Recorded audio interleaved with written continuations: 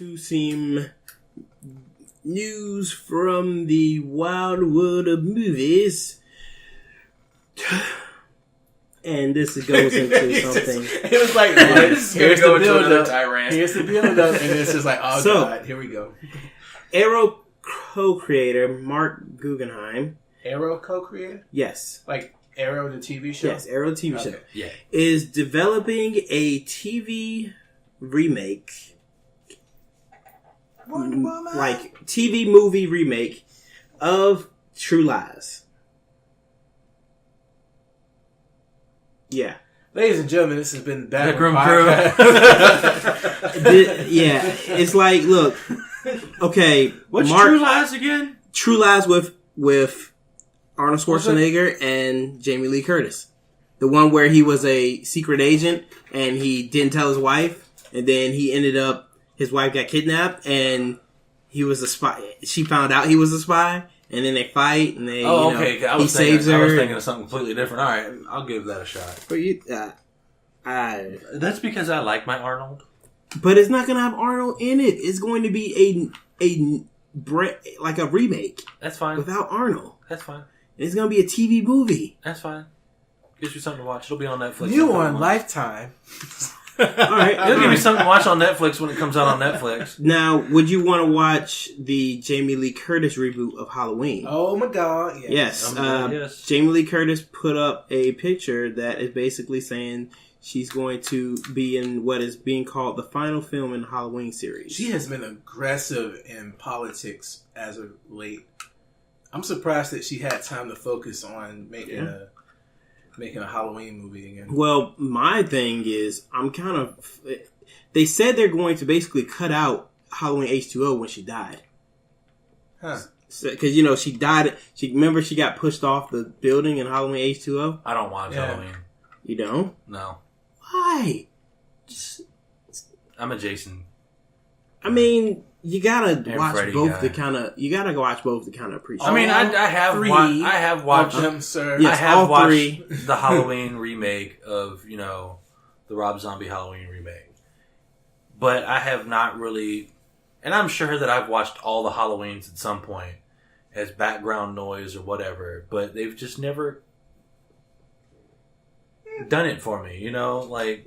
I suppose. Oh, it's a guy in a scary mask with a knife. Ooh, we saw this in Scream. I do like that. He's slow Jason walks. He's slow Not walks. Jason. Well, they Michael is just a person. He's not. Yeah, it does give me that it's just a person. Yeah. But then at the same time, he's just a person. Hit him with a fucking tire. I mean, excuse my language, but hit him with a fucking tire iron. Like, hit him. Yeah. Like, don't just run away and fall down like a basic white girl. Well, Carpenter is actually coming back for this. He was the one that made the original Halloweens. And it's scheduled for an October 19th, 2018 release date. So we gotta wait a whole year. Yes, but at least it's coming out in October. And not like in December for, coming this Christmas. Well, you know what? Screw it. Carpenter and all you guys, they take your holiday all the time with Christmas, with Halloween, and Walmart does it way earlier than Halloween. Like, they start putting that shit out in September. Because I saw it today when I went to Walmart. Mm-hmm. They had it in the lawn and garden section. They had Christmas tree stuff going out. I'm like, it ain't even Halloween yet.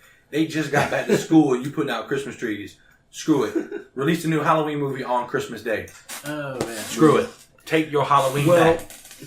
I will say something that we have to wait, unfortunately, 2 years for. What? John Wick 3.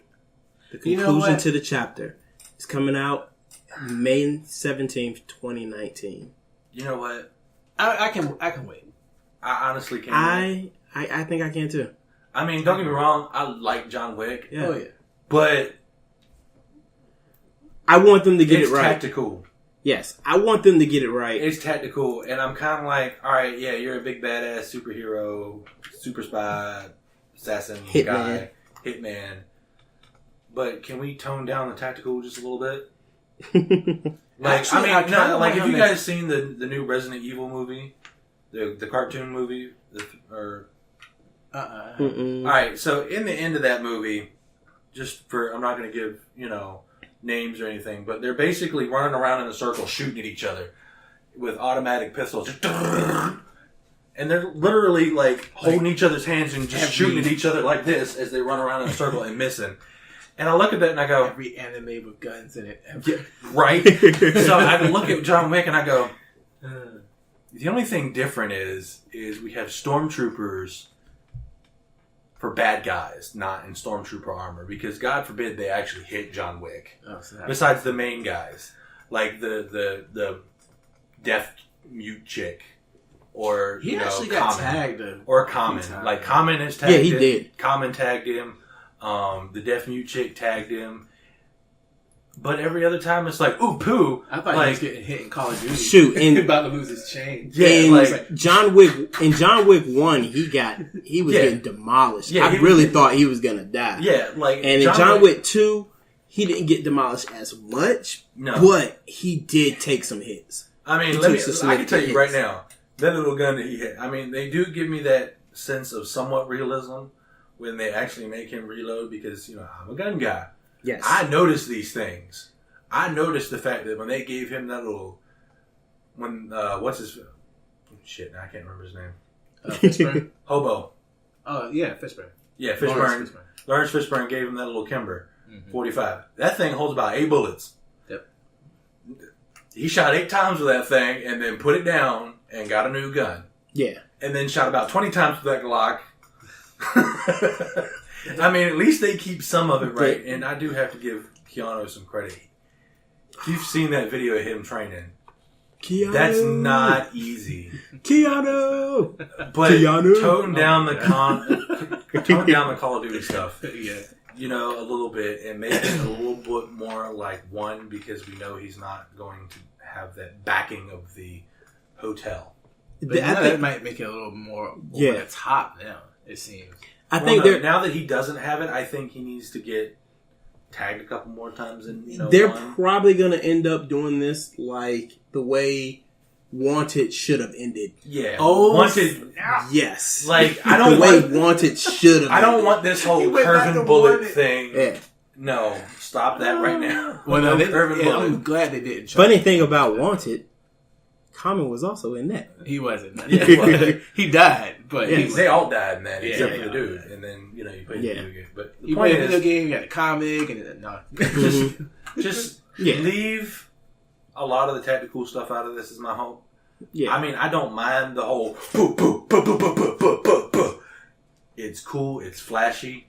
But tone down some of the gunplay a little bit. I think they're gonna do more of they're gonna do more story in this and have it driven with story for it. They're gonna have him basically as a surviving against all these assassins trying to get him. But they're probably gonna put something in it to give it more. You got to give me some story in this. Yeah, because make it like the Raid 2. Perhaps. You know what? I can deal with that. I can deal with the Raid. Because, he's in a hotel somewhere and he's on the top floor and he has to get the hell out. Well, no, Raid 2 actually took them outside and it was legit. But you know what I'm saying? Remember the Dread movie? When they remade the Dread movie and he started in the tower. And it was all in one tower.